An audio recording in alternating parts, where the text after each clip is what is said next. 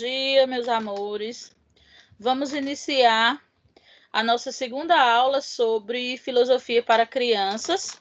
Hoje nós vamos trabalhar a questão do programa de filosofia para a criança. Como é que a gente faz a inserção desse tipo de contexto no meio educacional dessas crianças? Desde a aula anterior que a gente conversa sobre que esse processo de filosofia se inicia principalmente no educador, né? Até porque a noção que a gente teve desse contexto de filosofia foi muito falho.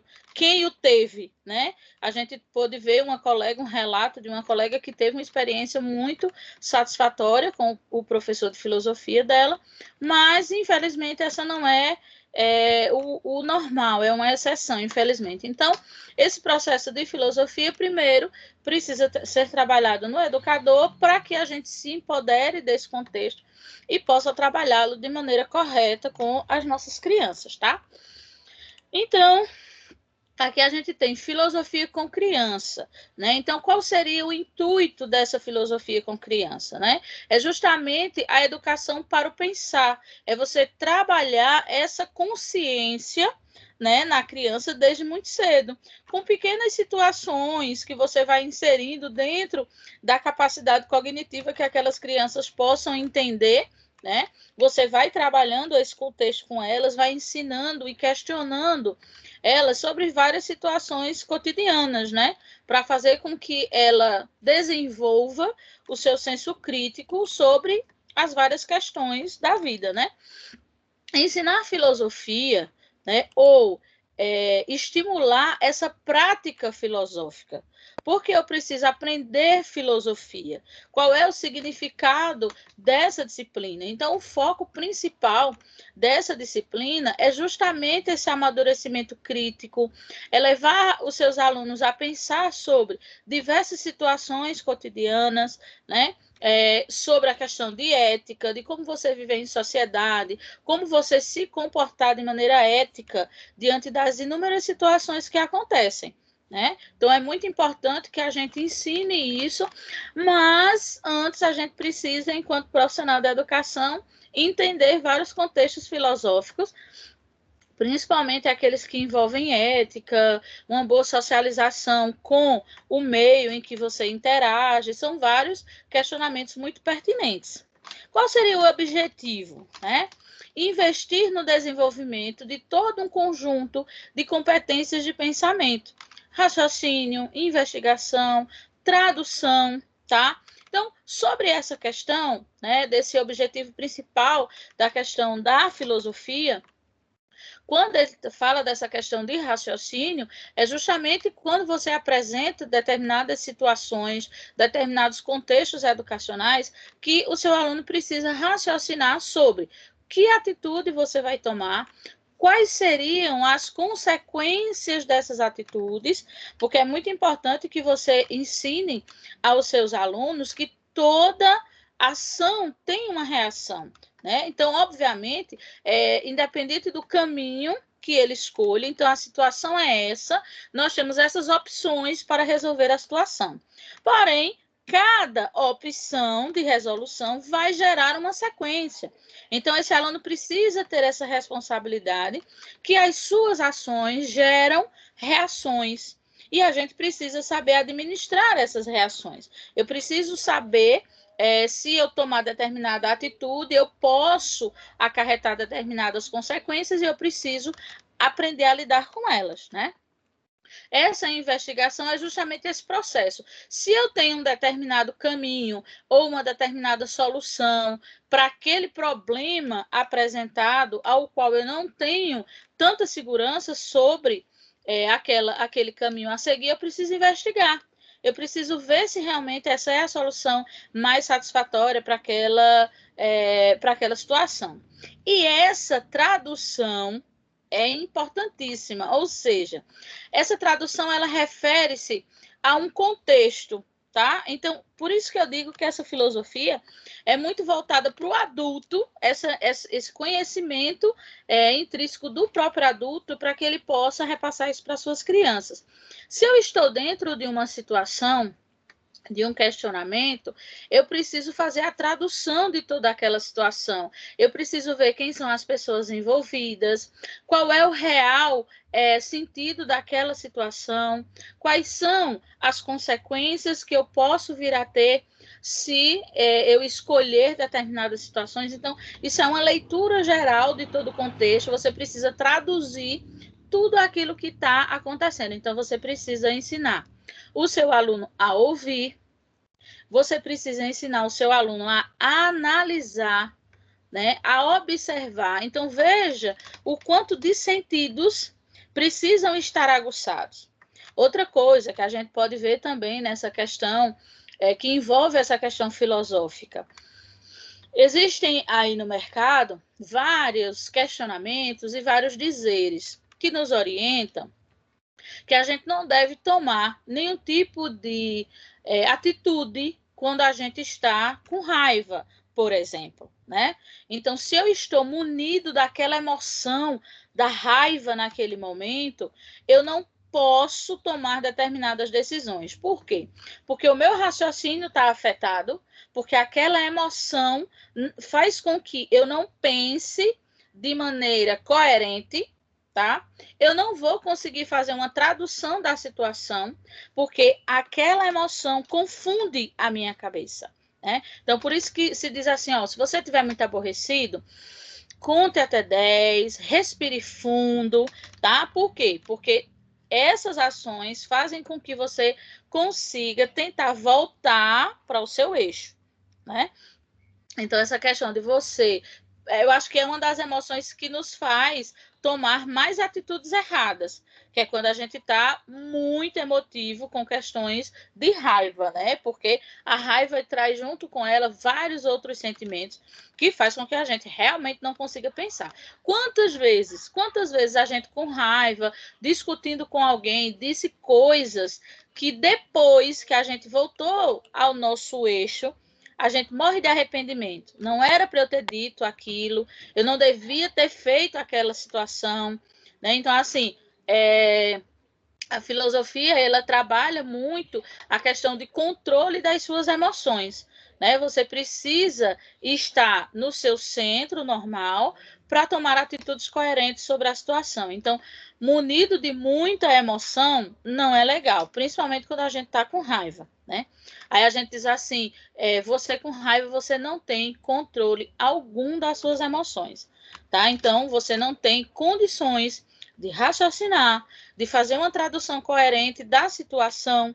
Então, as ações que você pode vir a tomar podem ser muito complexas e podem trazer consequências bem complicadas. E de atitudes que naturalmente vão transferir para as pessoas disciplina e se revelam vantajosas à sua vida cotidiana, né? Então, esses objetivos principais, investir no desenvolvimento todo de um conjunto de competências de pensamento, raciocínio, investigação, tradução e de atitudes que naturalmente vão transferir para as outras disciplinas e se refletem vantajosamente na vida cotidiana. Então, quando você trabalha esse contexto de controle emocional, de você ter a noção de que se eu estou envolvida em muita emoção, eu não posso tomar determinadas respostas, eu não posso tomar determinadas atitudes, que isso pode ser muito prejudicial para mim. Vou dar um exemplo bem claro e prático para vocês. Olha, a gente tem um policial, certo? Então, o policial, ele trabalha com crimes, ele trabalha com investigação, ele lida com assassinatos, não é isso? E ele faz isso normalmente. A gente tem um treinamento, a pessoa faz interrogatórios, ela sabe fazer uma tradução corporal da sua fala, dos seus movimentos, certo? Então, isso é um profissional da área policial, certo? Ok, até aí tudo bem. Se essa mesma situação existir algum tipo de envolvimento emocional, vamos dizer que a situação de um crime que está sendo investigada foi realizada por um parente, por um irmão, por um filho, por um pai, esse mesmo policial, ele não pode trabalhar naquele caso. ele é imediatamente afastado daquele caso. Por quê? Porque existe um sentimento que atrapalha o seu raciocínio, certo? Ou seja, eu não vou conseguir ser idôneo, eu não vou conseguir me isentar do meu sentimento por aquela pessoa. Então, às vezes, essa pessoa pode ser culpada, mas quando eu ouvir o depoimento dela, eu vou tender a dizer, não, mas eu acho que não foi bem assim, sabe? Eu não vou conseguir ter um posicionamento coerente sobre aquela situação. Eu não vou conseguir raciocinar corretamente, não vou conseguir fazer uma tradução. Por quê? Porque existe um sentimento envolvido, né? Então, é muito interessante você trabalhar a questão filosófica, principalmente sobre o autocontrole. Então, isso é super normal da natureza humana, super normal, né? Você faz questionamentos a respeito de situações, por exemplo, que você acha que não são corretas, que se acontecesse com você, você ia fazer desse jeito, tarará. Mas quando acontece com você, o seu posicionamento é diferente. Então, a gente fazer uma análise de uma situação onde não existe nenhum tipo de envolvimento emocional é uma coisa. Então, fulano, o filho de fulano fez alguma coisa errada e o pai corre e vai tentar ajudar o filho, não sei o quê. E aí, às vezes, a gente diz assim, se fosse meu filho, eu não faria, porque ele fez coisa errada, ele precisa sofrer, ele precisa aprender. Isso é o correto, o que fala a ética da sociedade. Então, se eu cometi um erro, o correto é que eu pague pelo meu erro para que eu aprenda. Beleza. Só que se isso é o meu filho, a minha posição é diferente. Porque existe um sentimento envolvido, existe um sentimento de proteção. Eu sei que o correto é deixar que ele sofra. Mas a gente, enquanto mãe, a gente não quer que os nossos filhos sofram. A gente não quer que ninguém diga nada sobre os nossos filhos. Por que a gente pode dizer? Por que a gente pode dar uns tabefes se for necessário? Mas a gente pode, tá? Então, é esse sentimento que eu digo a vocês, que faz com que a gente perca a razão, né? A gente perde a razão, o discernimento, tá? Então, é justamente esse contexto que faz com que a gente tome determinadas atitudes que, se a gente tiver no nosso eixo e não tiver nenhum envolvimento emocional, a nossa atitude é totalmente diferente. Então, como eu disse aqui, ó, tá vendo? Então, é necessário trabalhar na gente. Eu mesmo preciso trabalhar muito isso, né? Existem pessoas que já trabalham isso de uma maneira muito legal, que são pessoas que ouvem muito, são pessoas muito observadoras, que ficam mais em silêncio, analisando toda a situação presente, né? Então, essas pessoas conseguem fazer uma leitura muito coerente da situação, das pessoas que estão envolvidas na situação, né? Já as pessoas que são agitadas como eu, que são muito, né? A gente tem essa dificuldade de ouvir, né? Então, de imediato, a gente quer conversar, a gente quer resolver e é aquele barulho todo. Então, a gente é muito acelerado. E aí a gente realmente não consegue fazer uma leitura tão satisfatória daquela situação, porque a gente não consegue se acalmar para ouvir, interagir sobre aquela situação. Fazer perguntas cada vez mais pertinentes, né? Então, fazer perguntas que te façam pensar, que te façam questionar sobre determinadas situações, né? Então, essas perguntas precisam ser elaboradas de maneira a fazer com que você reflita sobre a situação, né? Trabalhar com a questão da verbalização, tá? Outro contraponto, tá? As pessoas que ouvem muito, as pessoas que são mais analíticas, que não são tão explosivas, como é o meu caso, essas pessoas às vezes têm algumas dificuldades de verbalização. Você analisa muito bem toda a situação, mas você não consegue verbalizar o que você quer, o que você pretende fazer. Muitas vezes você não consegue fazer de maneira tão satisfatória essa verbalização. Já as pessoas que são mais agitadas, que são mais agoniadas, a gente consegue se comunicar mais facilmente, justamente porque a gente não para muito para pensar, a gente já despeja tudo que a gente acha da situação. Na grande maioria das vezes, a gente peca bastante por conta disso, né? Então, essa análise, essa questão do aprender a ouvir, de ter mais calma, de contar até 10, para mim só funciona se eu contar pelo menos até 50. Que até 10 eu vou contar muito ligeiro, não dá para me acalmar, não. Descobrir o valor das ideias suas e dos outros, né? Ideias são como crianças. As pessoas são sempre, as nossas são sempre melhores. Então, veja que nessa questão filosófica, basicamente, a gente se baseia numa questão de vivência social, né? Então, quando você faz questionamentos sobre determinadas situações cotidianas, né? A gente tem aqui ideias para resolver, né? E, enquanto seres humanos, na grande maioria das vezes, eu acho que a minha ideia é muito melhor do que a ideia de Fernanda, por exemplo. A minha é muito melhor do que a ideia de Fernanda. Mas eu preciso aprender a ouvir. A minha ideia é essa, a ideia de Fernanda é essa. Vamos fazer uma votação? Vamos ver o que é que as pessoas que estão ouvindo as nossas ideias acham, né? Porque nós, seres humanos, temos uma competitividade intrínseca que já nasce com a gente. Então, esse sentimento de querer ganhar, esse sentimento de estar sempre certo, né? Então, isso é muito intrínseco. Então, por isso que a gente precisa muito trabalhar isso na gente. Então, é muito importante que a gente tenha esse discernimento, que a gente consiga compreender o quão difícil é ouvir o outro, respeitar o espaço do outro, né? Saber entender que muitas vezes a ideia de Fernanda é muito melhor do que a minha.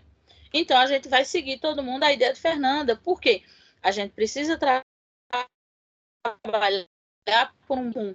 Nós, seres humanos, somos extremamente egoístas. Eu quero o melhor para mim, eu quero a minha ideia. Então, é muito eu quero e não nós queremos, né? Então, a gente precisa ir discernindo isso. E nas crianças, isso é muito presente, né? Porque, na grande maioria das vezes, por ela ser uma criança, ela é o centro das atenções onde ela vive, né? Então, na cabeça dela, ela tem todo o poder da situação.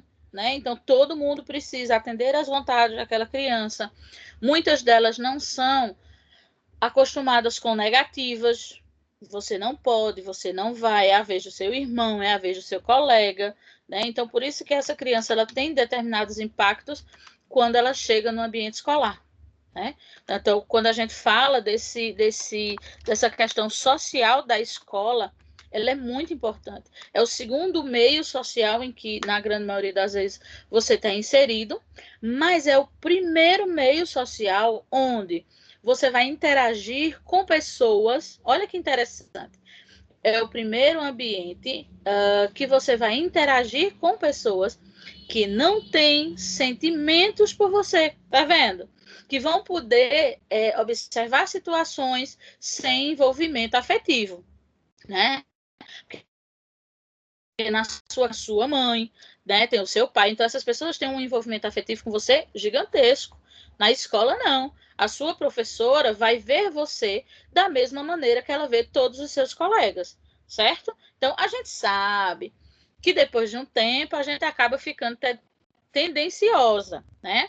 Porque a gente se apaixona pelos nossos alunos, não tem como, né? Então, a gente também acaba perdendo esse discernimento. Não é à toa que, quando a gente se refere, são os meus alunos, são a minha turma. Veja, é o sentimento de posse, aquilo é meu, né? Então, a partir desse momento, a gente já consegue começa a perder essa questão do raciocínio sem envolvimento emocional. Ganhar consciência do seu próprio pensamento estruturando, ou seja, eu preciso ter essa consciência sobre determinadas situações, eu preciso estruturar o meu próprio pensamento, eu preciso entender sobre determinadas situações e qual é o meu posicionamento, né? Quando a gente fala, eu vou trazer um exemplo também interessante, né? Tomar em conta várias perspectivas. Vou trazer para vocês uma coisa bem clara. Um reality show, por exemplo, né? Então, a gente tem vários aí no mercado, onde as pessoas precisam se socializar. Então, a gente tem um Big Brother, a gente tem uma Fazenda, certo? Que são programas, se observado de uma maneira filosófica, são riquíssimos para você entender a personalidade humana. Como o ser humano se comporta, que é uma mola que move o mundo e faz com que as pessoas tenham as atitudes mais inesperadas possíveis. Aí o que é que você analisa? A pessoa está trancado num lugar junto com 10, 20 pessoas totalmente diferentes de você, não tem com você ali nenhum envolvimento emocional, são pessoas que você não conhece. Primeira coisa que você vai buscar é alianças com essas pessoas. Você vai procurar pessoas que tenham características semelhantes a você, ideias semelhantes a você, e você vai se agrupando a essas pessoas. Porque nós, enquanto seres humanos, precisamos estar em grupo. Esse grupo nos fortalece. E aí você vai ver que as pessoas, elas não vão dizer o que realmente elas querem dizer. Elas vão, o famoso passar um pano, né? Diante daquela situação, muitas vezes ela vai dizer o que a outra pessoa quer ouvir, para não perder aquela amizade que é importante naquele lugar. Né? Então, na nossa vida cotidiana, muitas vezes é necessário que a gente tenha essa perspectiva. Nem tudo que eu acho, né? Essa questão da sinceridade, nem tudo que eu acho eu posso dizer. Eu preciso ter uma perspectiva de viver em sociedade. Então, assim, eu sempre levo para a vida o seguinte: se eu não tiver um comentário favorável, eu prefiro me abster. Porque você não é obrigado também a dar opinião nem estar concordando com todo mundo, certo? Então, assim, porque tem gente que faz questão de fazer determinados comentários que não vão agregar em nada. Ao contrário, vão deixar a pessoa entristecida, vão deixar a pessoa magoada. Então, eu também acho desnecessário. Por que esse prazer em machucar a outra pessoa? Acho desnecessário. Tá? Então, às vezes, você olha aquela situação, a pessoa pede a você uma opinião, e eu sou muito sincera. Eu disse: olhe, você realmente quer a minha opinião, ela não vai ser a que você espera. Ela não vai lhe agradar. Realmente você quer, certo? Porque aí você já diz, se a pessoa não tiver muito afim, ela vai dizer: não, é melhor não. Sabe? Mas é importante que você questione. Você não precisa ser falso. Você não precisa ser falso. Mas você precisa defender os seus ideais e tem determinadas situações, principalmente quando você vive num ambiente de trabalho e você lida com pessoas muito diversas. Então, tem determinadas situações em que você se abster faz com que você evite determinados problemas sociais. Né? Então, tem pessoas que são muito complexadas, todo mundo odeia essa pessoa, todo mundo persegue essa pessoa. Peraí, alguma coisa tem aí errado nesse contexto. Então, às vezes, o ouvir mais, o ficar calado, te livra de um bocado de coisa. Ganhar autonomia. Do pensar, desenvolver uma consciência ética. Essa autonomia é muito importante, certo? É você conseguir realmente ter um posicionamento sobre determinadas situações, tá? Então, se pede muito, principalmente no meio social. Então, tem uma situação, muitas pessoas querem ouvir a sua opinião. Qual é a sua opinião sobre isso? Né? O que é que você acha sobre isso? Né? E é importante que você tenha autonomia de se posicionar. Agora, essa autonomia vem junto de um conhecimento. Eu sempre falo isso. Eu só vou defender alguma coisa se eu tiver realmente embasamento teórico para isso. Se eu for falar sobre a questão do Covid-19, que aí uns falam da vacina, outros que não falam, e etc., aquela coisa toda. Eu só posso falar sobre isso, eu só posso defender essa ideia, seja ela favorável ou contra, se pelo menos eu estudar um pouco sobre isso. Eu não posso me basear no que a TV me diz, porque não é uma fonte confiável, porque a TV é extremamente tendenciosa, ela vai tender para quem paga mais, certo? Então, eu não posso embasar o meu raciocínio na questão do que a televisão me apresenta. Eu não acho coerente, não acho uma fonte confiável. Então, eu preciso procurar estudos, eu preciso pesquisar sobre essa informação e, a partir daí, eu tenho autonomia. Você consegue conversar com a outra pessoa, você tem embasamento para discutir com ela essa conversa, certo? E aí vocês vão chegar a um consenso ou essa pessoa vai acabar se calando porque ela não tem argumentos para conversar com você. Então, essa autonomia, essa segurança sobre determinados questionamentos, ela vem através do seu estudo, do seu aprofundamento sobre qualquer assunto que esteja sendo debatido. Saber ajuizar, autocorrigir, se usa critérios apropriando e ser apropriados e ser sensível ao contexto.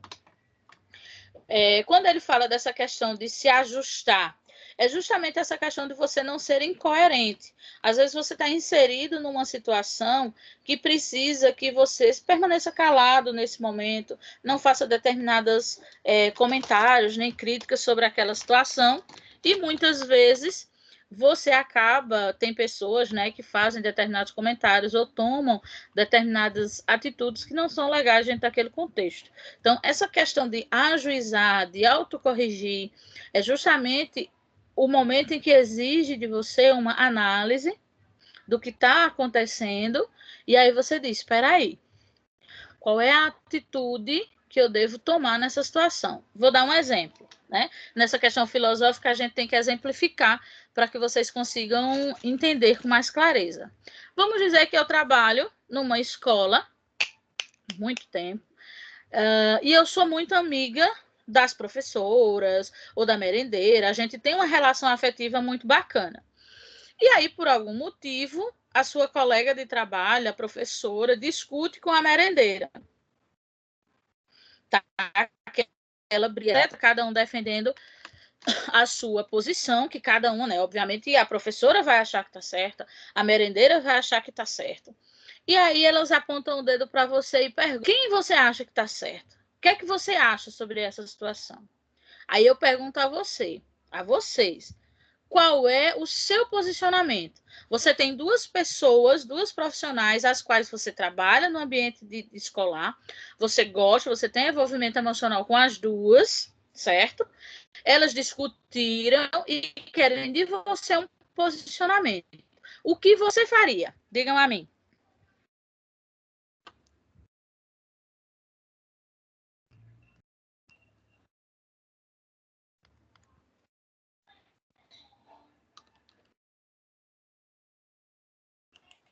Ninguém me diz nada, eu tô passada.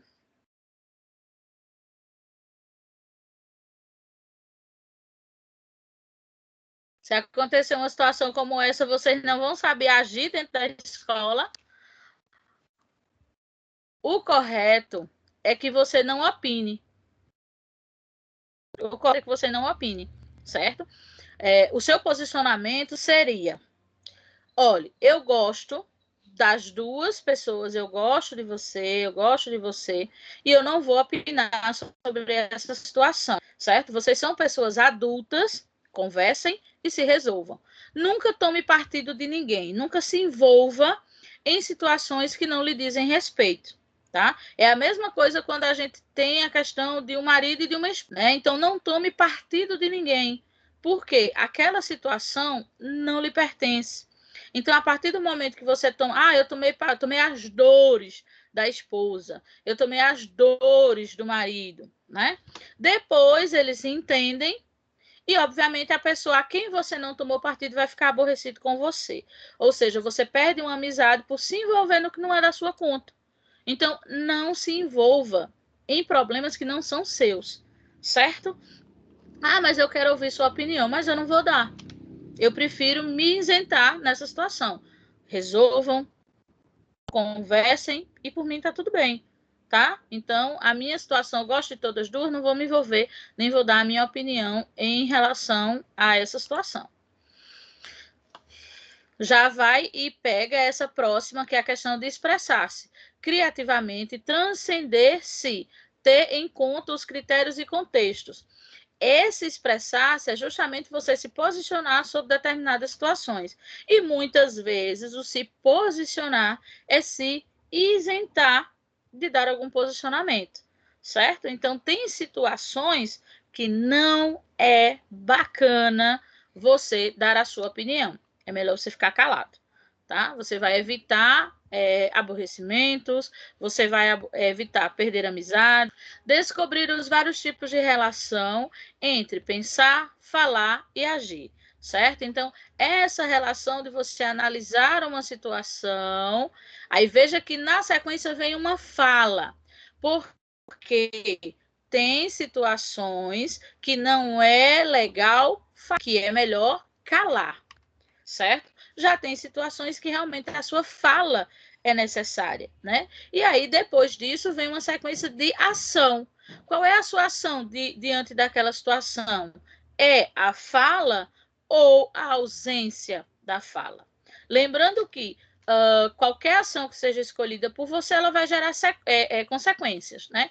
Então, você tem uma situação ao qual você resolve se calar, como o exemplo que eu dei de dois profissionais que você gosta, que você convive e que estão discutindo, e você prefere não opinar, certo? Então, pode ser que uma dessas pessoas fique extremamente aborrecida, porque quer que você tome partido dela, que você defenda essa pessoa, né? Então, se você não fez isso, é porque você gosta mais da outra e tal. Então, o calar não quer dizer que você vá se livrar daquele aborrecimento, certo? Simplesmente você se isenta de tomar partido de algum dos lados, tá? Mas essa ausência da fala também te causam consequências, tá certo? Então você precisa saber que toda ação gera uma reação, seja ela qual for. Desenvolver a capacidade de autoestima. Gente, essa questão de autoestima é muito, mas é muito importante, certo? E aí eu vou dizer a você, com muita clareza, em que área do conhecimento essa autoestima é mais importante para o desenvolvimento da capacidade de cada indivíduo, certo? Quando você trabalha com turmas de jovens e adultos e quando você trabalha com adolescentes. Essa autoestima é fundamental para que você trabalhe qualquer outro aspecto educacional. Na criança, não é muito importante. Sabe por quê? Porque a própria criança ela não tem nem esse amadurecimento de autoestima, ela se aceita muito bem. A criança ela não tem distinção. Você vai observar que a criança, quando ela está brincando no pátio, ela não vai discernir porque fulano tem uma cor diferente da dela, porque fulano não tomou banho, porque fulano não tem os melhores materiais escolares que eu tenho. A criança ela não tem isso. A criança ela é muito pura na sua essência. Esses maus costumes e hábitos são os adultos que colocam nas crianças, não é da própria criança. Agora, já quando você está na fase da adolescência, existe uma confusão tanto corporal, hormonal, emocional muito grande. Então, você tem a se desmerecer muito, né? Então, se você tem o corpo mais forte, você se sente humilhado porque você é mais gordinha. Se você é mais magra, tem aquelas pernonas compridas, então você vai se sentir inferior porque você é magra demais, porque você é alto, o cabelo é crespo demais. Então, a época da adolescência, a autoestima é muito importante. Se você não tem autoestima, se você não acredita na capacidade, na força que você tem, isso reverbera em todos os outros, conseguir ter a atenção para aprender as matérias, as disciplinas, né? E quando você lida com uma turma de jovens e adultos, são pessoas já mais assim, que têm uma certa idade, que têm um amadurecimento de, às vezes, muito sofrida, e essa pessoa precisa receber essa injeção diariamente. Não é interessante? Você precisa dizer a esse aluno todas as letras, o quanto ele é importante, o quanto ele tem capacidade, o quanto a vida é difícil, mas que ele vai conseguir. Você precisa dizer a ele que você está ali para ele, para ajudá-lo, para conversar. Então, assim, essa relação, essa injeção de autoestima, de acordo com o meio educacional, o nível educacional que você está, ele faz muita diferença. E aí eu boto uma interrogação na cabecinha de vocês. Como está a sua autoestima? Como é que você está? Certo? Porque eu só consigo passar isso para os outros quando você tem isso bem resolvido. Essa questão de autoestima, ela não está relacionada à questão de corpo, nem de nada. Ela está relacionada à sua aceitação. A você olhar no espelho e dizer, poxa, meu cabelo é crespo, mas ele é muito, muito legal. Eu gosto do meu cabelo desse jeito, né? Então é você se olhar no espelho e dizer, poxa, eu tô mega acima do peso. Então vamos fazer uma dieta, vamos correr atrás, certo? Vamos tentar se... agora, eu preciso fazer isso porque eu quero me sentir bem com isso. Não é porque fulano é mais magra, porque cicrana tem isso, não. Então essa autoestima tem que partir de você. Você precisa buscar situações e maneiras em que você se sinta melhor.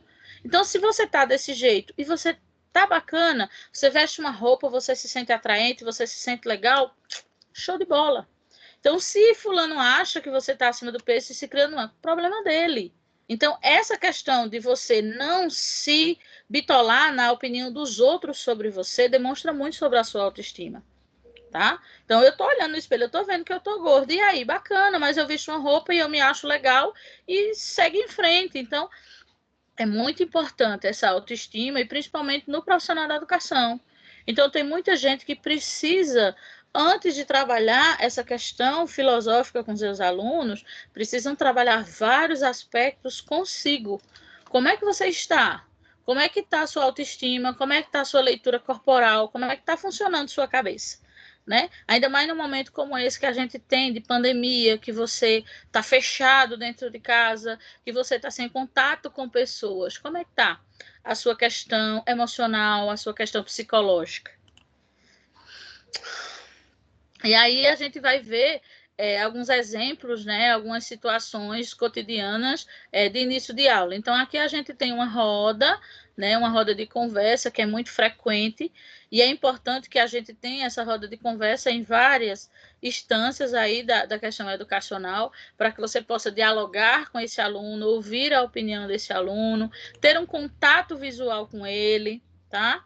E aí a gente tem outras situações, veja bem, a criação de combinados. Essa criação de combinados, né, ela é muito frequente em todo o âmbito escolar. Cada professor faz a sua combinação. Por quê? A questão de quando você entrar, dar bom dia, sentar direitinho, não rasgar as coisas do colega, não pegar. Então, cada professor vai criar os seus combinados. E essa criança, desde muito cedo, ela vai entender que para viver em sociedade ela vai precisar se adequar a algumas regras, tá? É esse o intuito filosófico quando você faz uma criação de combinados, né? Então, eu trabalhei com a professora Ladiane e ela dizia que quando eu chegasse na sala eu tinha que dar bom dia, que eu não podia pegar o brinquedo do colega, eu tinha que pedir, certo? Então, quando eu precisasse de alguma coisa, eu tinha que levantar a mão, pedir licença, né? Beleza, passei o ano estudando com a professora Ladiane, era esses os combinados que ela tinha. Aí, o ano seguinte, eu fui estudar com o professor Daniel. E o professor Daniel não tinha tantos combinados assim. A gente não precisava dar bom dia quando chegasse, a gente tinha outras situações. E aí você vai entendendo que cada ambiente, que cada pessoa tem seus combinados diferentes, né? E você vai precisando ir se acostumando com isso, né? Então, se você chega na sua escolinha dominical, por exemplo, a professora vai dizer, olha, quando você chegar, você vai fazer isso, você vai fazer assim.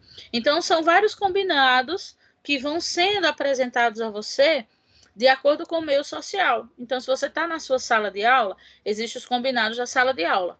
Se você está na sua casa, o correto é que existam os combinados na sua casa. Então, obviamente, se eu quiser subir e pular em cima do sofá, é bem provável que a minha mãe diga que não, porque se eu ficar pulando em cima do sofá, eu vou quebrar o sofá.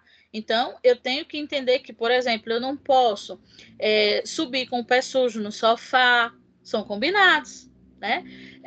Quando eu termino a minha refeição, eu preciso recolher meu prato, meus talheres e colocar na pia. São combinados simples, mas que são combinados, né? E que fazem com que a gente entenda que para viver com outras pessoas, a gente precisa seguir regras. Os combinados se diferem das regras gerais, porque servem para acordar aspectos específicos do ensino da filosofia.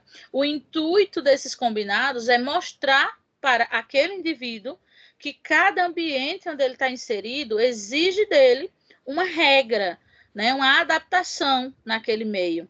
Né? E para a gente viver em sociedade, a gente precisa tentar se adequar a esses combinados. Quando o acordo parte do educando, na maioria das vezes estabelece um elo de realização do mesmo. Então, o que é que isso quer dizer?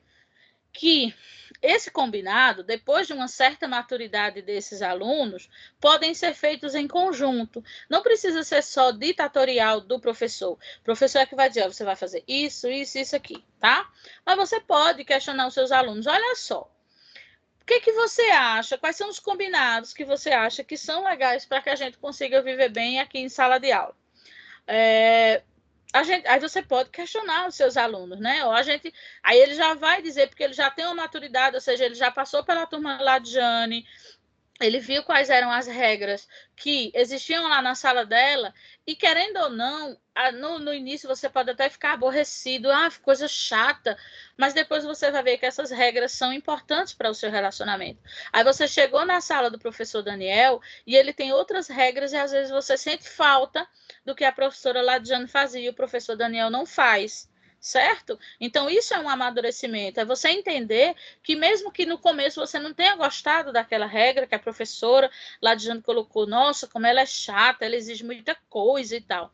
Mas, ao longo do processo, você vai vendo que aquela exigência te fazia bem, tá? É a mesma coisa quando a gente vai fazer a apresentação de trabalhos, lembram disso?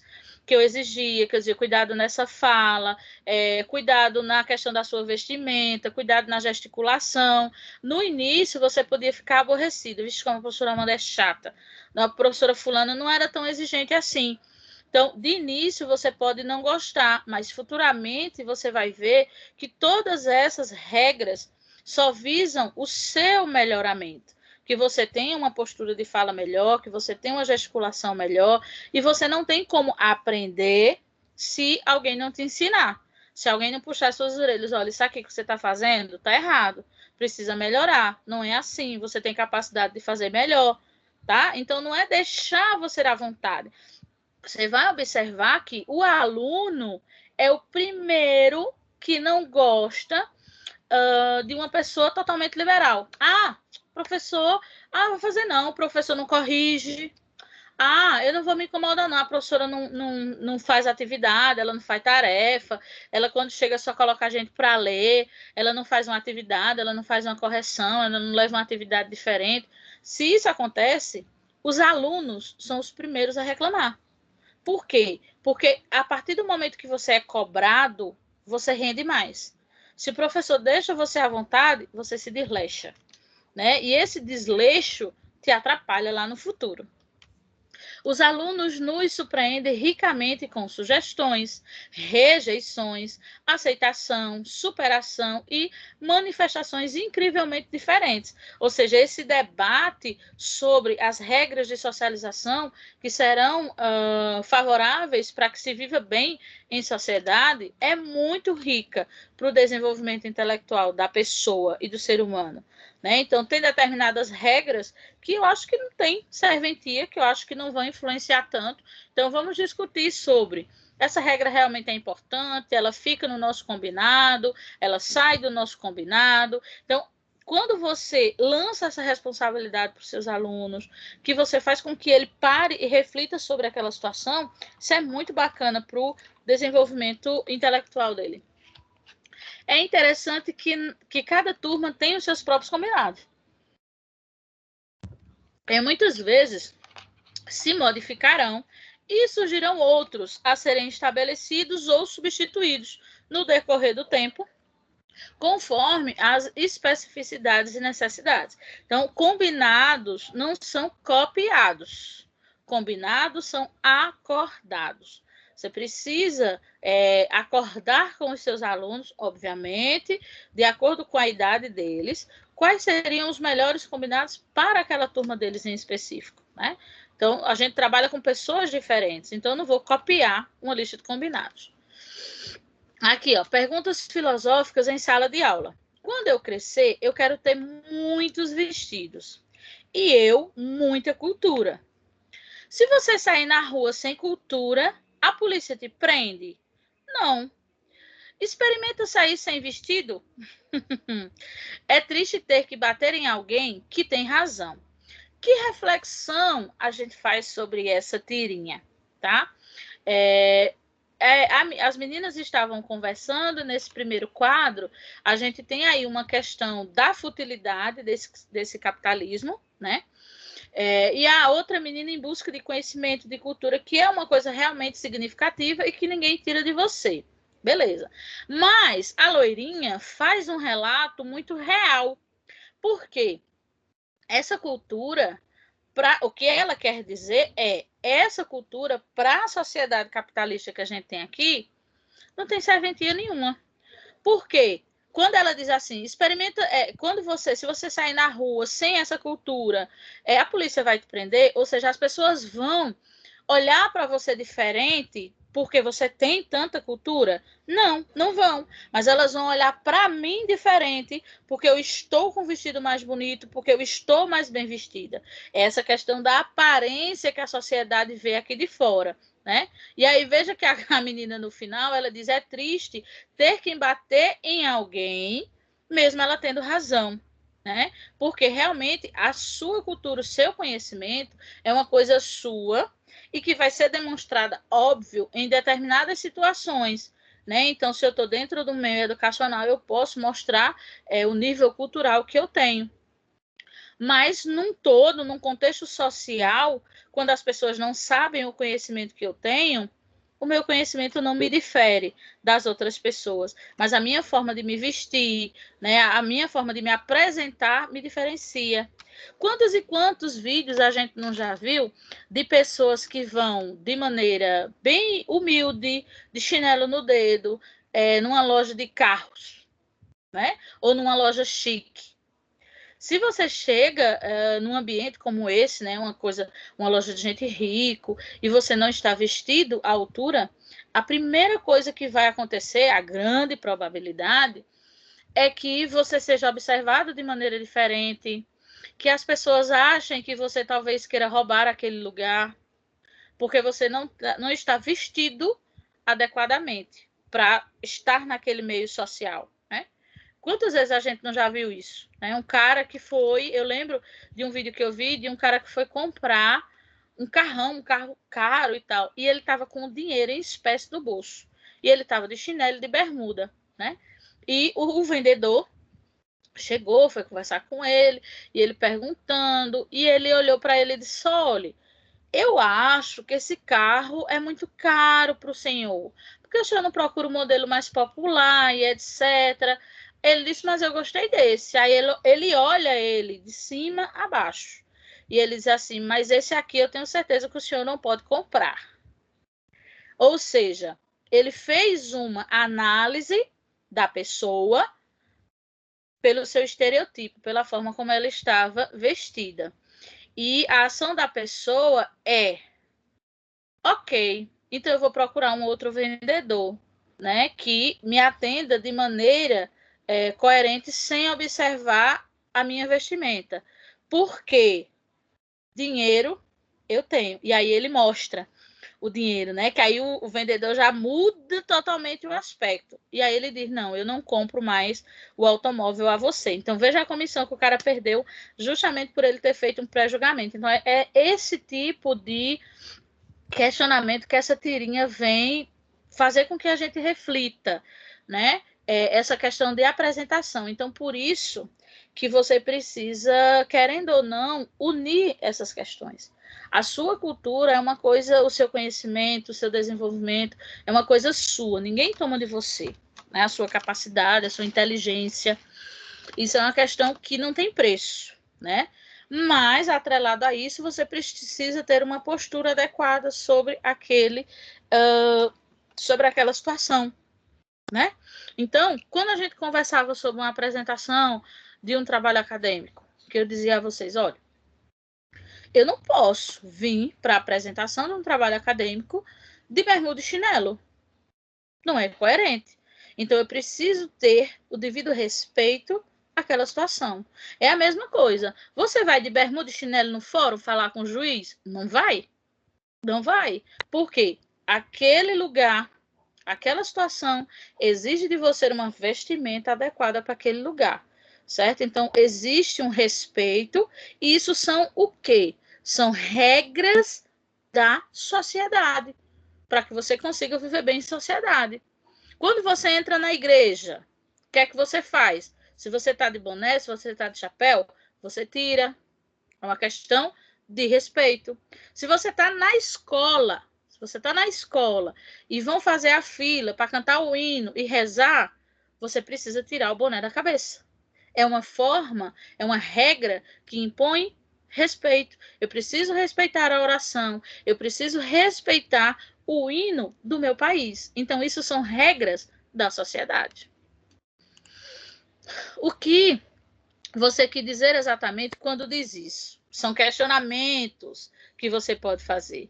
O que você quer dizer com a palavra que está usando? Você pode explicar de outra forma o que você acabou de me dizer? Como poderia ser colocado esse tema que você acaba de me apresentar? O que você pensa poderia ser colocado de uma outra maneira? Alguém é capaz de esclarecer o que acabou de ser dito? Eu uso muito essa frase quando eu digo a vocês, vamos traduzir para um português que a gente entenda. Né? Então, isso aqui são questionamentos filosóficos que você, enquanto professor, pode fazer para os seus alunos para fazê-los pensar de uma outra maneira. Responder e elaborar respostas de uma outra maneira. Então, quando eu digo a vocês, ó, pronto, eu faço a leitura do jeito que está e eu digo, vamos transcrever isso aqui para um português que a gente entenda.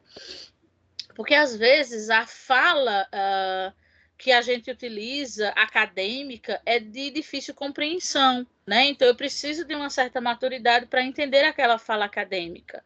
Então, por isso que é importante a gente traduzir. Olha, essa frase quer dizer isso. É isso que eu estou querendo dizer, é isso que eu estou querendo expressar. Você poderia dar um exemplo do que acabou de dizer? É outra coisa que eu também gosto de fazer. Então, a gente conversa, vou dar um exemplo para você entender. Porque quando você traz um exemplo, uma situação cotidiana, às vezes você então é isso que a professora quer dizer, tá? Então, todos esses são questionamentos que fazem com que você pense um pouco mais sobre determinadas situações.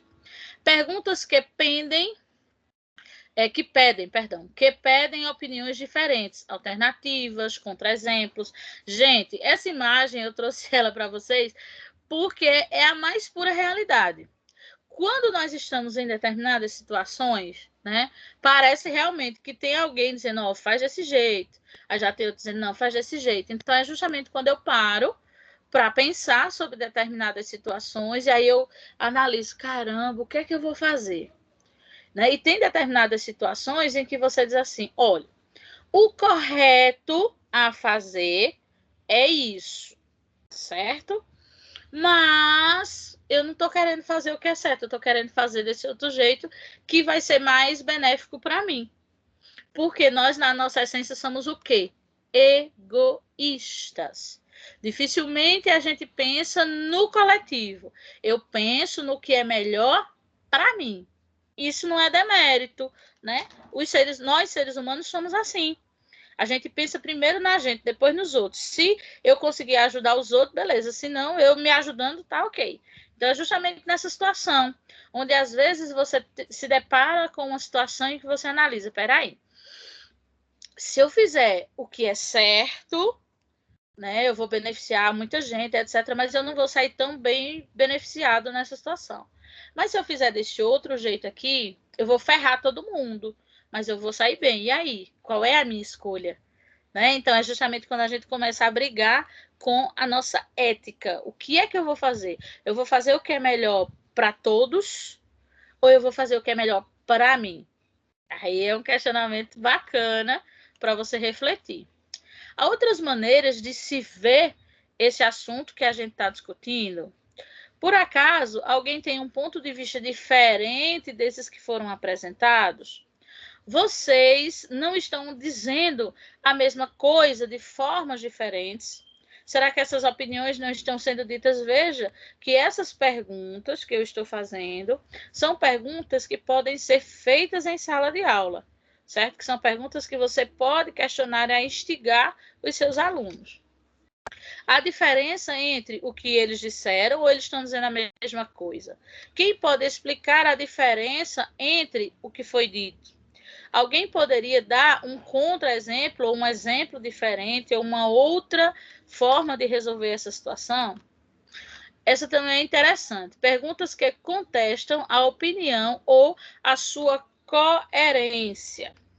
Aí diz assim, a matéria, alunos sem aula de matemática. Se não der para culpar o Lula, vamos culpar quem? O Hugo Chávez. Né? Então, o que é que essa charge quer dizer? Veja que interessante que uma charge que envolve conhecimentos filosóficos, muitas vezes a gente demora um pouco para entender o que realmente ela quer dizer.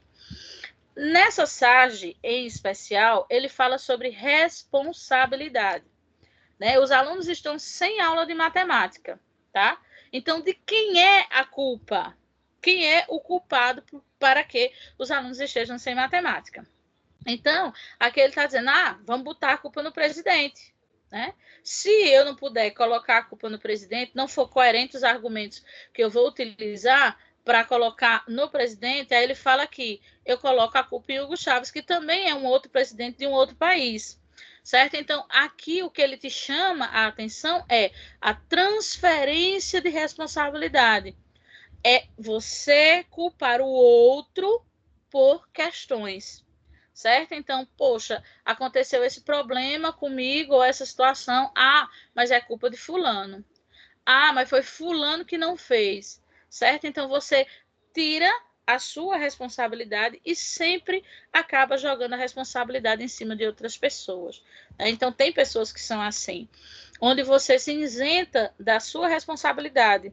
Você sabe que aquela situação aconteceu, que você tem responsabilidade sobre aquela situação, mas você quer passar essa responsabilidade para outra pessoa, tá? Então, esse contexto, ele fala dessa questão da coerência, né? De você transferir para outra pessoa uma responsabilidade que é sua, tá? Então, a gente precisa amadurecer e entender que mesmo que seja difícil, mas eu preciso me responsabilizar pelas coisas que eu faço. Então, quando a criança leva um brinquedo que não é seu para casa, o correto é que a mãe, no dia seguinte, leve essa criança, vá junto com ela e faça ela devolver. Você precisa mostrar a essa criança que cada ação tem uma reação e ela é responsável pelas ações que ela decide tomar.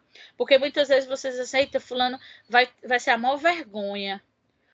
O pai fez a maior vergonha a fulano. Aquela vergonha, às vezes, é um divisor de águas para você se tornar um cidadão de caráter. Você pegar o brinquedo da criança e ir caladinho, professor, olha, ele levou, descubra de quem é e devolva, não é a atitude correta. Certo? Porque o que é que dá a entender? Eu fiz o errado, a minha mãe vem aqui por trás e resolve toda a situação e eu não tive nenhum tipo de constrangimento, eu não tive nenhum tipo de reclamação, eu não tive nenhum tipo de punimento, tá? Então, essa sensação de impunidade faz com que você vá crescendo nessas questões. Então, hoje eu levei um brinquedo, a minha mãe ou não disse nada porque eu levei, ou então pegou e devolveu à professora, ninguém soube nem nada. Então, você fica com esse sentimento de impunidade. E aí você continua fazendo determinadas ações. certo? Então, muitas vezes, essa vergonha que o pai fez você passar, fazendo com que você leve, fazendo com que você peça desculpas na frente das outras pessoas, sabe? Esse constrangimento, às vezes, é o divisor de águas necessários para tornar você um cidadão de bem. Que você olha e diz, Maria, eu não posso fazer isso não, porque senão minha mãe vai me matar de vergonha.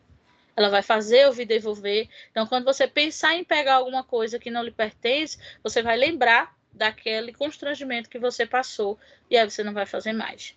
Então, quando a gente diz que educar um ser humano é muito complexo, principalmente quando existe envolvimento emocional, né?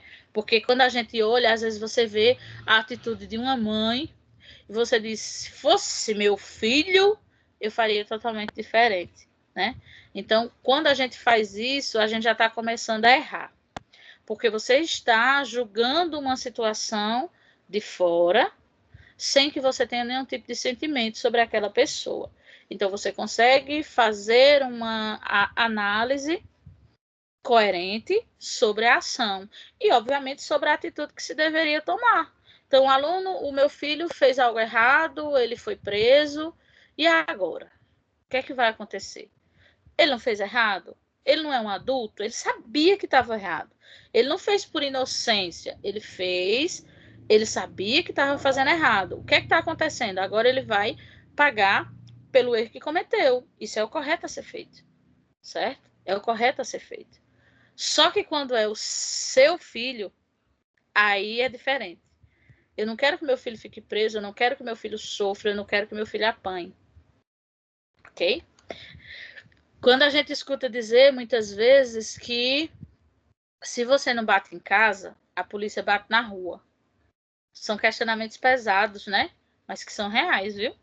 Então, quando a criança tem determinados comportamentos, é muito importante que o pai repreenda, que faça realmente ele entender que aquilo não é correto, faça com que ele realmente pague por aquilo de uma maneira ou de outra, mas que mostre a ele que a ação que ele fez pode causar alguma reação e ele precisa sentir. Ele precisa sentir, tá? Então, esse negócio de você estar sempre ajudando, sempre correndo para limpar as besteiras que seus parentes, seu filho, seu irmão fazem, não é legal. Para a formação daquele ser humano, não é legal. Seu pensamento continuará coerente em qualquer situação? Olha só. Seu pensamento continuará coerente em qualquer situação? Não. Não mesmo. É boba você se acha que sim. Não.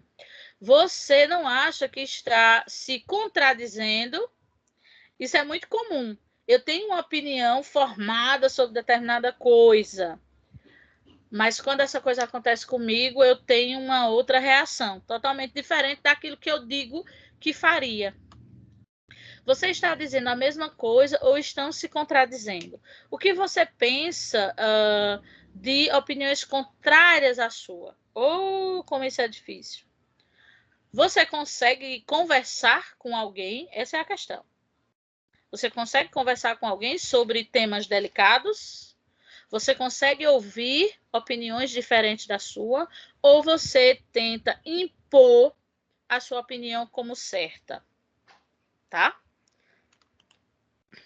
Perguntas que pedem razão ou pressuposto de uma opinião. O que você está pressupondo quando faz essa afirmação? O que é que você quer me dizer quando você faz essa afirmação? Como é que você sabe disso? Como é que você sabe? De onde foi que você buscou essa informação? Qual é o seu raciocínio para afirmar isso? Que embasamento você tem para defender essa ideia? Que razões fazem você pensar nisso? Quais são as informações? Por que você acha isso? Né? Em que você se apoia para afirmar isso? Olha o embasamento aí. Em que se baseia a sua opinião? Você buscou isso aonde? Você leu, você estudou? O que foi? Como foi que você chegou a essa ideia? Como foi que você chegou nesse resultado? Por que você chegou a dizer isso? Como você chegou a essa opinião? Então, isso são perguntas e questionamentos que se faz quando você defende um ideal, quando você defende uma ideia, né? Então, qual foi a base para isso? Isso é da sua cabeça? É você que acha isso? Ou existe algum estudo que comprove isso? Ou existe alguma leitura? Ou alguém além de você fala sobre isso, né? Perguntas referentes a consequências, inferências. A preguiça é a mãe de todos os vícios, mas uma mãe é uma mãe e eu preciso respeitá-la. E pronto. Veja que questionamento e que sarge que faz a gente pensar em determinados contextos, né? Obviamente, a preguiça é um dos 7 pecados e etc. Né? Então, a pessoa ser preguiçoso não é uma coisa legal, né? Mas aqui, quando você pega essa mesma preguiça e traz ela para um outro contexto, que é o contexto da mãe. Mãe é mãe e a gente precisa obedecê-la. Essa frase é uma crítica. Essa frase é uma crítica. Mãe é mãe e eu preciso respeitá-la. E pronto. Isso é uma crítica para nos fazer pensar. Então, significa dizer que a opinião da minha mãe é soberana sobre qualquer situação, independente dessa mãe estar certa ou errada. É esse o questionamento que ele levanta. Porque aí, quando ele diz que a preguiça é a mãe de todos os vícios, né? Eu me refiro que essa opinião, ou que essa mãe não tem uma opinião legal. E mesmo assim eu preciso respeitar, mesmo assim eu preciso seguir o que ela está me dizendo, as orientações que ela está me dizendo. Então, isso cria em você um senso crítico. A sua mãe, ou qualquer outro ser humano, ele é falho, ele defende as suas ideias, ok? Mas nem todas as vezes essas ideias são corretas. Então, você precisa questionar e não simplesmente obedecer. Entende aí o que te chama a atenção, a Sarge? O que eu posso concluir do que você disse, o que você está sugerindo com o que você está dizendo, o que é que está implícito no que foi dito naquela Sarge? Justamente isso, que não é porque... veja que ele coloca o papel, né, a nomenclatura, que para nós, enquanto seres humanos, é o ápice, que é a nossa mãe. Então, assim, o que a minha mãe diz é soberano. Se ela disse, ela está certa, né? Se ela disse, é desse jeito, entendeu? Então, qual é o momento em que você começa a questionar? É na fase da adolescência. É quando você começa a olhar por outra ótica e aí começam os embates, né? Porque aí você está, enquanto mãe e adulta, você está fazendo as orientações necessárias para que ele tenha uma adolescência mais leve, para que ele não se envolva com pessoas erradas, para que ele tenha determinados cuidados. E aí é a época da rebeldia, que você não quer aceitar aquelas opiniões. Ah, minha mãe tá arcaica, minha mãe é velha, então não é assim. Então, quantas vezes você já não olhou quando sua mãe questionou sobre determinadas amizades? Gente, olha, eu não quero você andando com fulano, não dá certo, fulano, olha, não vai funcionar, não vai dar certo. E aí a primeira coisa que você diz é, também na boca de mãe ninguém presta, não, porque para a senhora ninguém presta, né? E muitas vezes ela pode realmente estar certa, mas ela também pode estar errada, né? Então, quando é que você vai realmente saber? Quando você ganha um pouco mais de maturidade, quando você sai dessa fase da adolescência e essa imaturidade se acalma dentro de você. E aí você vai analisar, rapaz, minha mãe dizia que aquela pessoa não era uma boa companhia. E hoje eu vejo que realmente não era. Ou minha mãe dizia que fulano não era uma boa companhia, mas ele era, não tinha nada demais. Às vezes minha mãe fazia um pré-julgamento pelo que as pessoas diziam, às vezes pelo que a vestimenta que a pessoa usa, ou às vezes pela família a quem ele pertence. Então são muitos pré-julgamentos que a sociedade faz. Então, às vezes, sua mãe pode estar coberta de razão, mas às vezes ela pode estar errada também. E você só vai conseguir entender depois de um certo tempo, de uma certa maturidade. Quais são as consequências da sua opinião? Muitas vezes essas consequências podem ser gigantescas. né? Então, a minha mãe está dizendo que eu não devo andar com determinadas pessoas, que não é legal, que essas pessoas não vão agregar a mim o que deveriam.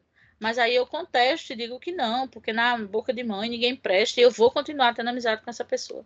E realmente ela não é uma boa companhia. E aí você acaba se envolvendo com pessoas que não deveria, você acaba fazendo coisas que você não deveria. E aí, obviamente, vem as consequências, né, sobre atos que você toma, né? Porque quando você diz, fulano fez porque quis, óbvio, ninguém colocou uma faca no pescoço dele para ele fazer determinadas atitudes. Mas, quando você está envolvido com aquele grupo de amigos, e aí todo mundo está fazendo, e a primeira coisa que ele diz, deixa de ser besta, tu sou muito mole, tu sou muito besta, tem medo de tudo, não sei o quê. Então, para que você mostre que você tem coragem, que você consegue fazer, muitas vezes você vai sabendo que você está fazendo uma besteira. Mas eu preciso provar para os meus amigos que eu não sou mole, que eu não tenho medo. E aí, às vezes, você acaba se complicando muito por conta de das consequências das ações que você toma. Perguntas que estabelecem ligação. Essa daqui eu achei muito legal. Qual é o segredo para um casamento perfeito? Aí a cartomante diz: case com um homem que não coma muito, que não beba ou que não jogue, nem fique na rua até tarde, ou que faça bagunça na casa, e você terá um casamento perfeito. Aí a mãe da menina diz: em outras palavras, case-se com um homem morto. Né? Essa relação de ligação é muito interessante pelo seguinte: é impossível você buscar algo perfeito, né? Por quê? Porque nós somos imperfeitos, né? Nós somos imperfeitos. Ai, Jesus. Então, como é que você vai buscar algo perfeito se nós somos imperfeitos? Então, é impossível que você consiga isso. Então, essa ideia de perfeição, de relacionamento perfeito, de emprego perfeito, não vai rolar, né? Não vai rolar. Quais são as características fundamentais do que você está dizendo, né, sobre essa ideia perfeita do que você está defendendo? Há relações entre o que vocês disseram, ou seja, entre esse casamento perfeito e essa ideia de perfeição, né? Existe realmente relação entre isso? Você é capaz de esclarecer as diferenças e semelhanças entre isso que foi trabalhado? Entre um casamento perfeito e uma relação entre duas pessoas? Será que existe realmente essa perfeição? Para que existisse um relacionamento perfeito, nós precisaríamos ter o casamento de duas pessoas perfeitas. E isso não existe. Somos imperfeitos, né? Cada ser humano tem as suas imperfeições. E quando a gente resolve se unir a outra pessoa, você precisa imaginar, além de todo o amor, de toda a paixão, de todo envolvimento, que aquela pessoa é bem diferente de você. Ela cresceu num ambiente diferente, ela teve uma educação diferente, a mãe dela colocou hábitos diferentes. Então, quando a gente começa a conviver com essa pessoa, é que você vai ver realmente quem é essa pessoa. Porque quando a gente está namorando, por mais que demore, às vezes eu demorei 4, 5, 6, 10 anos, mas é um namoro. Quando eu faço alguma coisa que a pessoa não gostou, que a pessoa está aborrecida, ela vai embora. Ela vai embora, ela dorme um sono, no outro dia ela já vai raciocinar de uma forma diferente. Já quando a gente mora junto, não, meu filho. A briga tá rolando, a gente tá intrigado, mas a gente precisa dormir na mesma casa. A gente precisa ficar no mesmo teto. Até porque se você sair, a briga fica pior ainda, então a gente tem que ficar dentro. Então, eu vi uma frase essa semana que eu achei muito legal, que diz o seguinte: amar é ficar, né? Porque é muito fácil ir embora.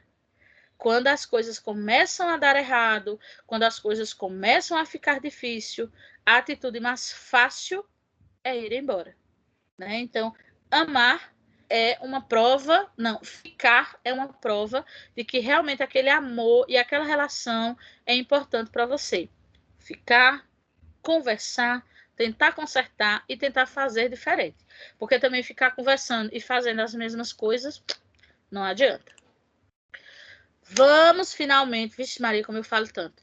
Vamos para a nossa correção da atividade da aula de hoje, trabalhando esse programa de filosofia para crianças, né, a inserção desse conhecimento filosófico dentro do ambiente escolar. A nossa primeira frase diz assim: quando pensamos em um currículo que busca trabalhar a filosofia com crianças, temos que pensar em um currículo com base em pressupostos educacionais, filosóficos e éticos.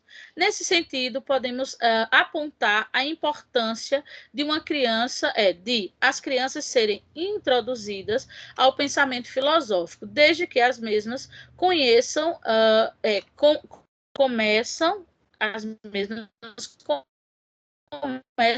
a conhecer o mundo. Vamos analisar algumas informações, né? Então, esses pressupostos educacionais, filosóficos e éticos, né, vão ser extremamente necessários para a nossa inserção o filosófico auxilia no desenvolvimento da identidade da criança, tá certo? Essa filosofia, essa forma de você apresentar esses questionamentos da sociedade vai fazer com que essa criança vá construindo a sua identidade social. Filosofia propicia principalmente a aprendizagem de conceitos abstratos. Traduzindo, ele diz que essa filosofia faz com que você aprenda questões bem abstratas, que não tem muito a ver com a realidade. Então, isso aqui está errado. Se, desde a nossa primeira aula, a gente fala que a filosofia vem para fazer com que a gente exponha para os nossos alunos questões cotidianas, questões da sociedade, questões que ele vivencia, para que ele saiba opinar sobre elas. Então, não é uma coisa abstrata, não é uma coisa que eu vou ver no livro ou que isso não tem a ver. Eu preciso trazer essa filosofia para o meu cotidiano, para que isso tenha significado para os meus alunos. As crianças desenvolvem o julgamento a partir do pensamento individual. Certo? A criança desenvolve o julgamento a partir do pensamento coletivo. Eu não vou pensar sozinho, eu vou pensar em grupo, tá? Com outras pessoas. Eu vou discutir com outras pessoas sobre determinadas opiniões. E a partir daí eu vou construindo o meu pensamento, tá? Você sozinho não tem com quem dialogar, não tem como evoluir. As crianças aprendem a classificar e generalizar. Isso está certo. A gente vai classificar situações, eu vou generalizar ações para que assim eu consiga chegar a uma forma de resolução, tá? Então, a afirmativa 1 e 4 são as que estão corretas sobre essa questão de inserção nesse mundo social, desse conhecimento filosófico para a questão social. Segunda, que droga. Para Lipin, as crianças são seres vivos e indagadoras da realidade, sendo que é essencial que comecem pela fase do fazer filosófico. É nesse momento que as crianças podem articular sua vivência com elementos como a questão da cidadania, a questão da coletividade, solidariedade. Assim, o programa desenvolvido por Lipin tem como elemento. Então, aqui a gente já tem a alternativa correta, a gente vai ler. O programa desenvolvido por Lipin, ele trabalha essa questão de transformar as salas de aula em comunidades de investigação, cujo principal recurso é o diálogo. Então, quando ele fala dessas comunidades de investigação, é quando você leva questões sociais para dentro da sala de aula e faz com que os seus alunos pensem, dialoguem sobre aquela situação e tentem encontrar uma solução para o problema, ou tentem dizer quais são as atitudes que eles vão tomar para resolver aquele problema, e você vai questionar se aquela atitude realmente é correta, se ela não é. Lembrando de se isentar dessa questão e deixar que os alunos discutam sobre isso. O professor não deve opinar dizendo se está certo ou está errado. Você deve questionar os próprios alunos para que eles amadureçam essa informação. Terceiro, na escola Novos Horizontes, deseja-se implantar um currículo que partisse da concepção de conhecimentos em rede e que se apropriassem da vida cotidiana, baseando-se nas ideias de Lipan, de seu programa Filosofia para Crianças. Em uma reunião com o corpo docente, o diretor trouxe para reflexão os seguintes argumentos. O conhecimento é, na dimensão das redes, uma propriedade ou uma característica somente do indivíduo. Então, isso aqui está errado. Quando eu falo filosoficamente, a gente sempre trabalha a questão coletiva. Quais são os meus comportamentos, qual é a minha postura para que eu consiga viver melhor naquele ambiente social que eu estou inserido. Então, quando ele vem falando da individualidade do indivíduo, aí o negócio já não está correndo como deveria. Aprendemos que relevante no nosso fazer é o que? Possível de ser medido, quantificado, regulamentado e controlado. Vamos traduzir isso aqui. Aprendemos que relevante no nosso fazer é o que a gente vai fazer, né? Então, esse o que é possível de ser medido, quantificado, regulamentado e controlado? Não é. Principalmente controlado. Porque dentro de uma situação, né, a gente sabe o que fazer, certo? A gente sabe o que fazer se a gente não tiver envolvimento emocional. Então, se eu falo que se o meu filho, por exemplo, né, então a criança que faz parte da fase da criança, o chorar, o espernear. Então, eu estou numa loja, aí eu não sou mãe, eu passo e vejo uma criança esperneando, e às vezes a mãe pega ele no braço com força, dá uns tabefes para ele se calar, ou às vezes a mãe fica, meu filho, levante, meu filho querido, não faça isso.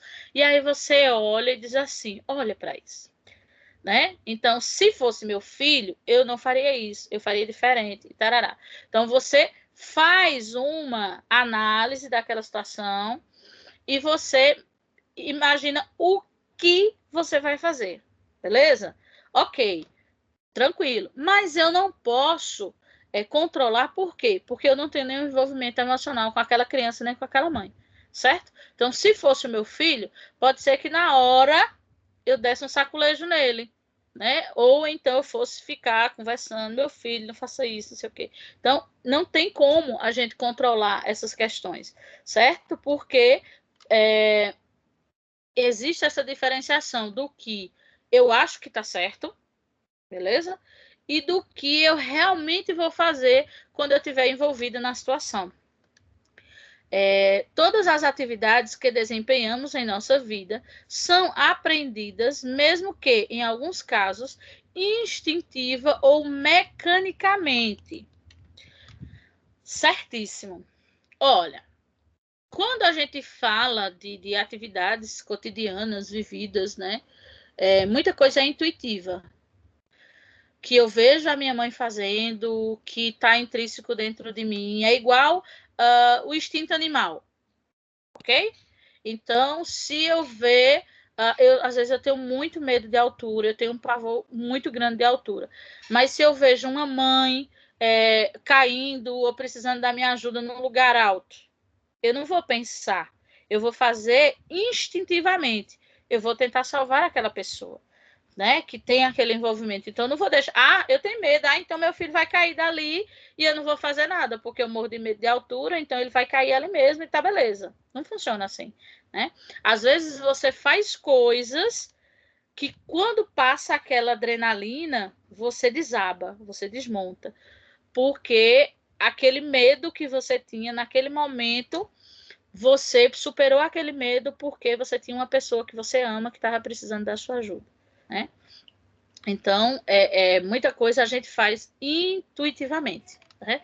E a gente não sabe até onde a gente consegue ir, certo? Principalmente quando eu me refiro à questão de filho, né? Essa questão materna. Então, assim, a maternidade, para muitas mulheres, não é para todas também, né? É uma questão muito animal, sabe? Muito animal. Então, você defende muito as suas crias, certo? Então, você não sabe até que ponto vai a sua reação diante de uma situação sofrida pelo seu filho. Você não sabe. Às vezes a gente vê na rede social questões que acontecem que você abomina. Você diz, cara, se um cara desse fizesse isso com meu filho, eu matava ele. E aí, realmente você não sabe se essa seria a sua atitude ou não, se realmente aquela situação fosse vivida por você, né? Então, é muito instintivo, tá? Então, por isso que a gente tem aí várias situações que é necessário que a gente se abstenha de determinadas opiniões para a gente não dizer besteira. Quarto, os currículos que criamos misturam elementos das propostas formais e organizadas com as possibilidades que temos de implantá-las. Para a implantação pretendida e os argumentos coerentes. Oh, gente, faltou um negócio aqui. Os currículos que criamos misturam elementos das propostas formais e organizadas com as possibilidades que temos de implantá-las. Para essas implantações pretendidas, os argumentos coerentes são. Está faltando um pedaço aqui. Tá? Eu acredito que seja assim. Os argumentos precisam ser coerentes nessa construção, certo? Essa aqui está correta e vamos tentar traduzir, né? Vamos fazer assim. Quando a gente cria, quando a gente elabora um currículo, né? A gente vai colocar naquele currículo as nossas informações formais, né? E quando eu vou me apresentar, quando eu vou a minha entrevista de emprego, por exemplo, né? Porque aquela questão formal do nível de estudo, de cultura que eu tenho, chamou a atenção do meu empregador. Beleza. Então, eu sou chamado para uma entrevista. Então, nessa entrevista, eu preciso ter uma representação coerente com aqueles argumentos que eu coloquei da questão formal. Se eu estou dizendo que eu tenho determinado conhecimento cultural e etc., quando eu sou questionada sobre ele, eu preciso realmente ter coerência sobre essas questões. Então, existe uma relação entre o que a gente mostra através de um papel, tá? De um diploma, de um curso, e a coerência do profissional quando ele se apresenta. Às vezes, alguns alunos questionam, eu já tive esses questionamentos, porque, por exemplo, tem alguns alunos que dão um trabalho, né, para a gente enquanto professor, que vai sempre ali na aba de alguém. Se tem um trabalho, ele está agrupado com alguém que vai levando ele nas costas, né? Se tem uma atividade, ele sempre está ali colando do colega.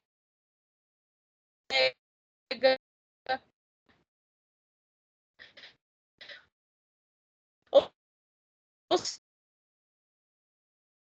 seja, a professora, eu estudo tanto e fulano não faz a atividade, ou fulano fila, fulano passou, e fulano vai receber o mesmo diploma que eu, professora. Ou às vezes é um fulano que falta muita aula, né? Professora, eu estou aqui todo dia, eu estou estudando, fulano falta tanta aula, professora. Fulano vai passar, fulano vai ter um diploma igual a você, bem bonitinho assim, ó, lindo, para ele botar no quadro e pendurar na parede. Agora, existe uma diferença que fulano nunca vai ter, que é o conhecimento, a cultura, que é uma questão que é sua ao longo do seu processo. Então, tem uma oferta de emprego, beleza? Ok. Então, os dois têm o mesmo diploma, não tem? Beleza, então a gente os dois está concorrendo ali. Espaço. Na hora que for fazer uma entrevista, na hora que forem conversar com esse profissional, certo? Quem é que vai ter um embasamento sobre tudo aquilo que havia? É você. Porque você realmente frequentou as aulas, você realmente realizou todas as atividades. Então, aquele diploma que diz que você é formado em pedagogia e que você está apto a tomar conta de uma turma, o que o diploma está dizendo. Já essa outra pessoa, quando você começar a conversar com ela, ela já vai começar a se enrolar. Porque a atividade que está dizendo lá que ela tirou um 10, não foi ela que fez. Foi o colega que fez e passou para as notas daquelas disciplinas que tinha lá de filosofia, de pedagogia, das questões pedagógicas, de todos os estudiosos. Está tudo lá bem bonito, ó, um bocado de nota azul. Mas quando você vai conversar com essa pessoa, você vê que ela não tem o nível do que o diploma está dizendo. Então, essa a diferença. Um papel, todos dois vão ter, mas o conhecimento é seu, e isso ninguém tira de você. Certo, meus amores? Então, é dessa forma que a gente finaliza a nossa segunda aula sobre filosofia para crianças.